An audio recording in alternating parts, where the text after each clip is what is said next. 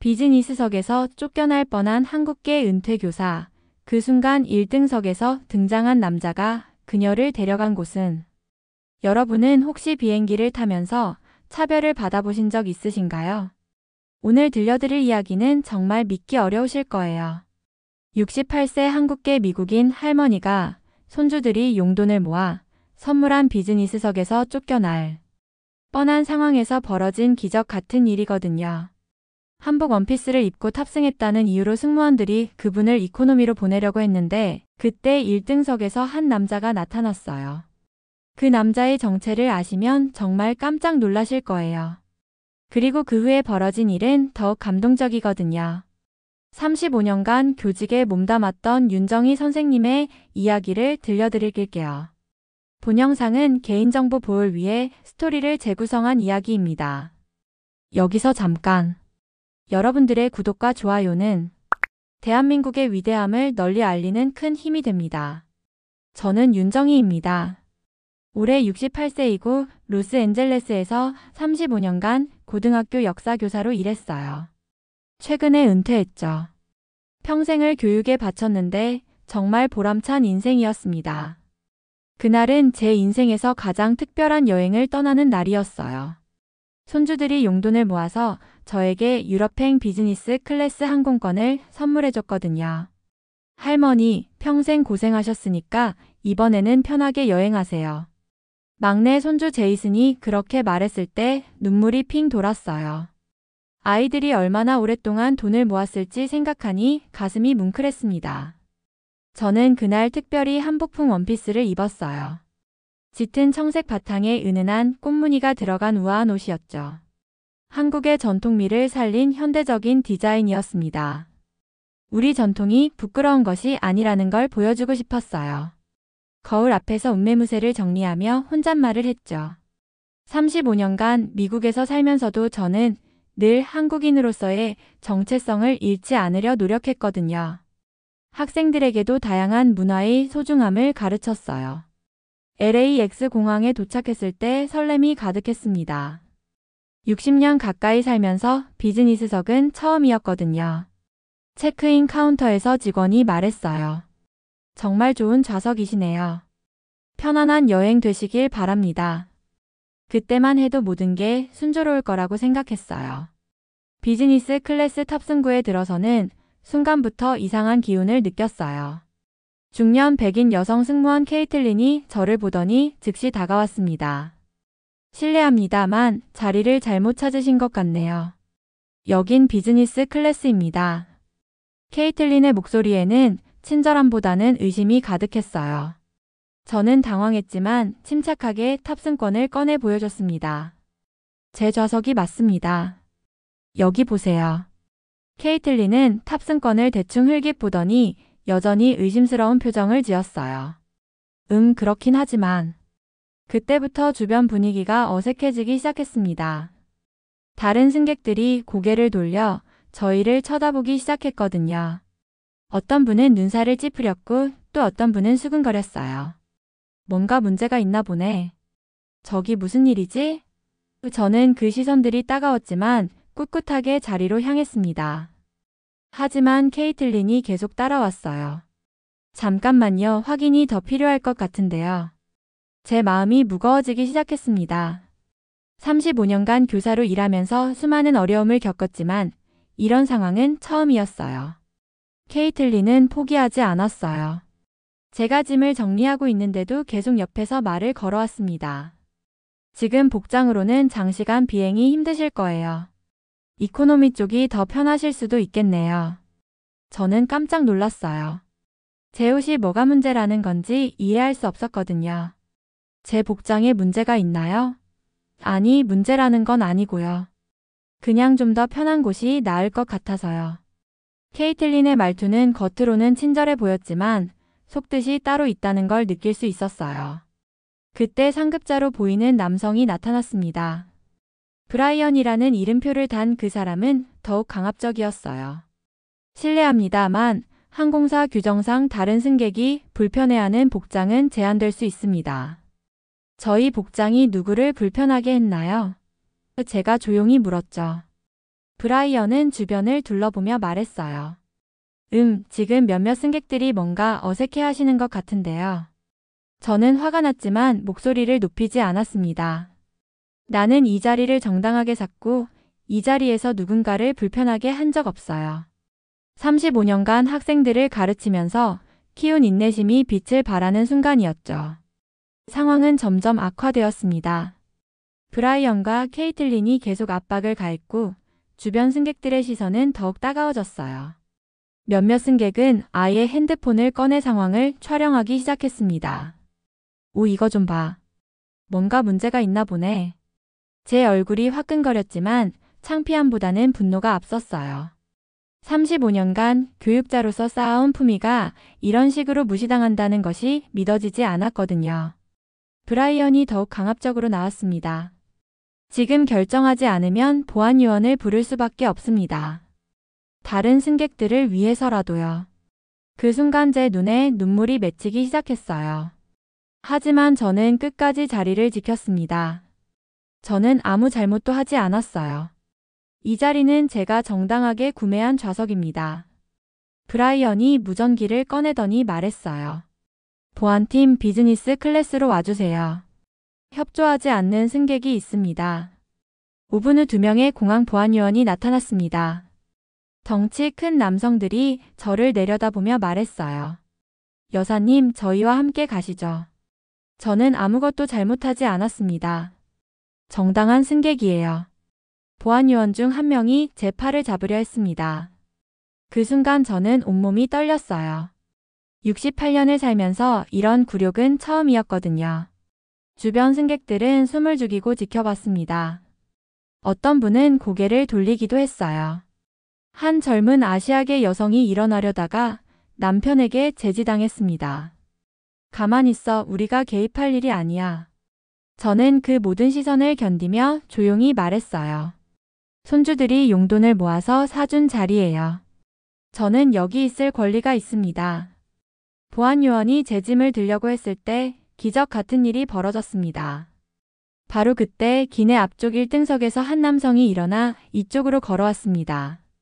깔끔한 네이비 수트를 입은 40대 중반의 남성이었어요. 걸음걸이에서부터 범상치 않은 기운이 느껴졌죠. 처음에는 단순히 소란을 확인하러 오는 줄 알았어요. 하지만 그 남성의 표정에는 심각함이 가득했습니다. 보안요원들이 저를 끌어내려는 순간 그 남성이 큰 목소리로 말했어요. 잠깐, 무슨 일입니까? 브라이언의 표정이 급변했습니다. 얼굴이 새하얗게 질리더니 당황한 기색이 역력했어요. 사장님, 이런 곳에서 뵙게 되다니. 저희가 처리하고 있는 상황입니다. 사장님? 저는 고개를 갸우뚱했어요. 그 남성이 누구인지 궁금했거든요. 브라이언, 지금 무슨 일인가? 그 남성의 목소리는 차분했지만 위험이 있었어요.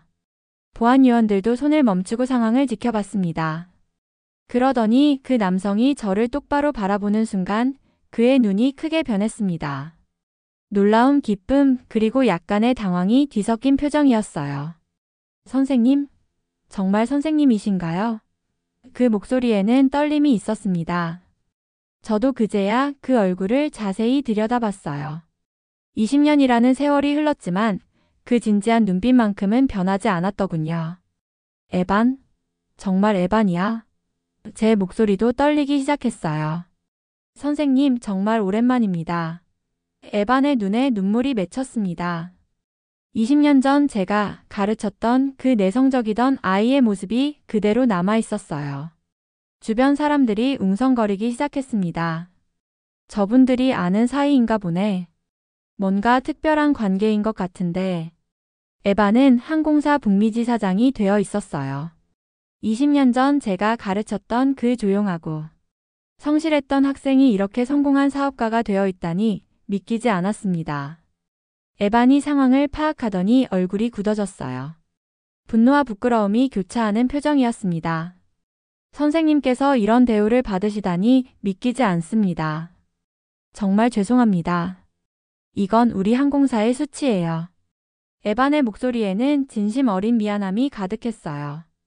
에반은 즉시 보안요원들을 향해 손을 들었습니다. 보안팀은 물러가세요. 이건 완전한 오해입니다. 보안 요원들이 당황한 표정으로 물러서자 에반이 케이틀린과 브라이언을 불렀습니다. 그의 목소리에는 분노가 가득했어요. 지금 당장 이 상황을 정리하세요. 그리고 고객님께 정중히 사과드리세요. 케이틀린이 떨리는 목소리로 말했어요. 사장님, 저희는 그냥 규정에 따라. 규정이요?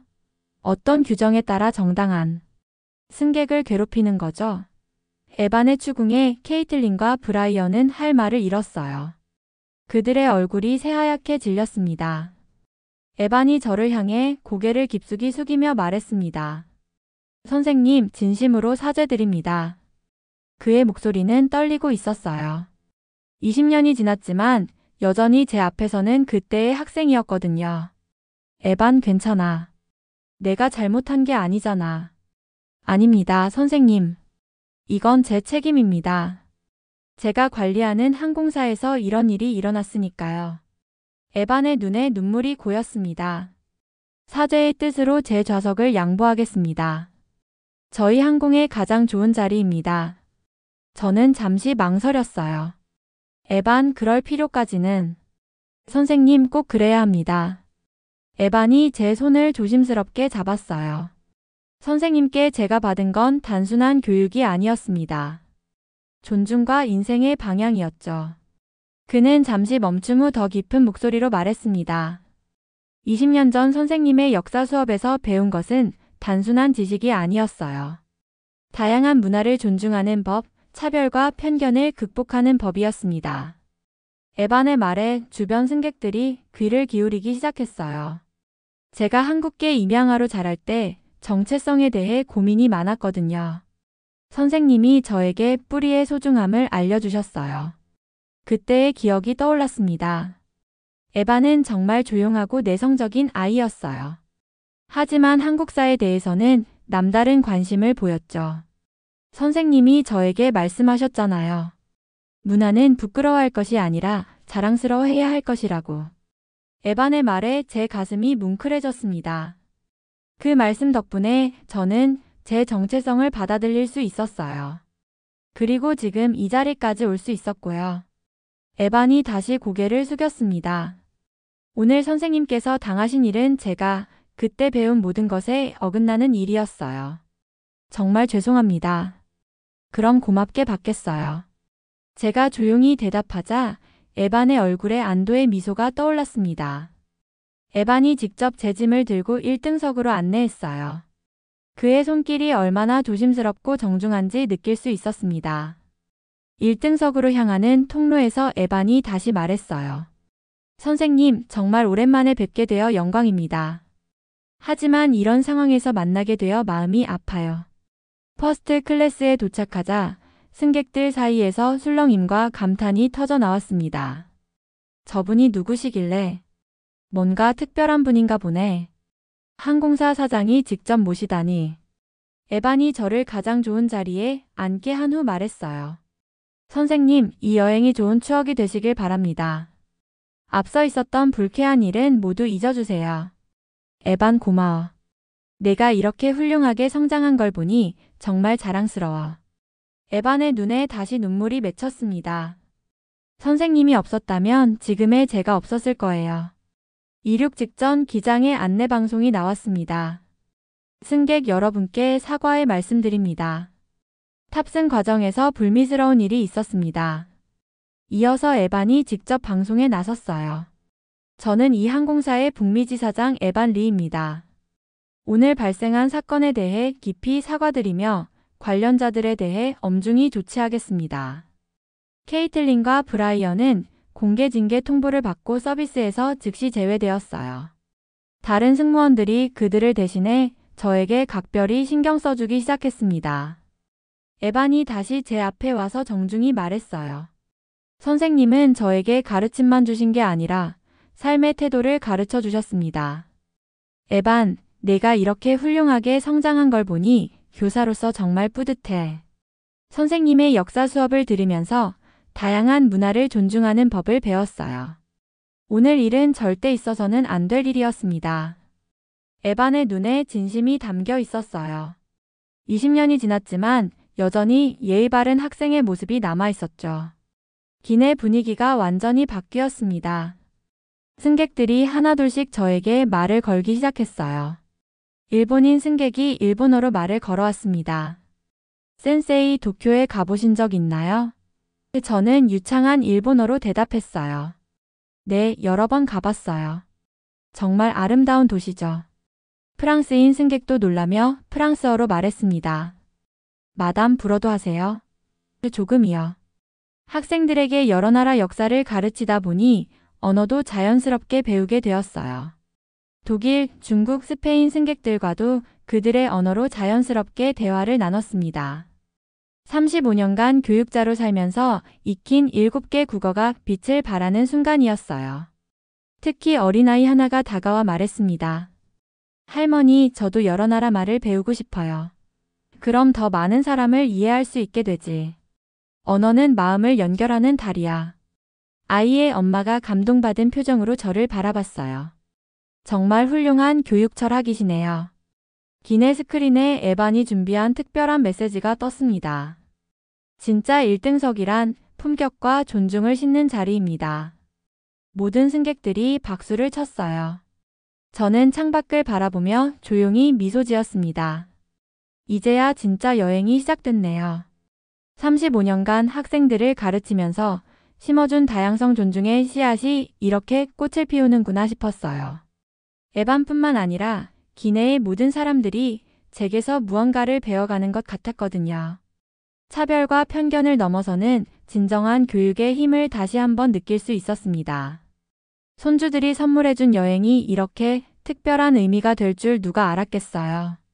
68세의 나이에도 여전히 세상을 가르치고 배우는 교사로 살아가고 있다는 걸 깨달았습니다.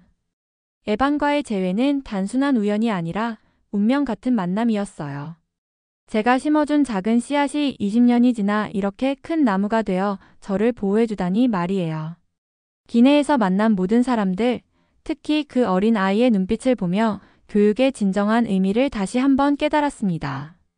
국경과 언어를 넘나드는 소통, 서로 다른 문화에 대한 존중, 그리고 나이와 배경을 초월한 배움의 자세 말이에요. 이 모든 것이 바로 제가 35년간 교단에서 전하고 싶었던 메시지였거든요. 오늘의 사연은 여기까지입니다.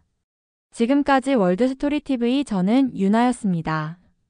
여러분의 생각을 댓글에 작성해주세요. 또한 대한민국의 위대함을 널리 알리기 위해 구독, 좋아요로 함께 해주세요. 오늘도 좋은 하루 되세요. 감사합니다.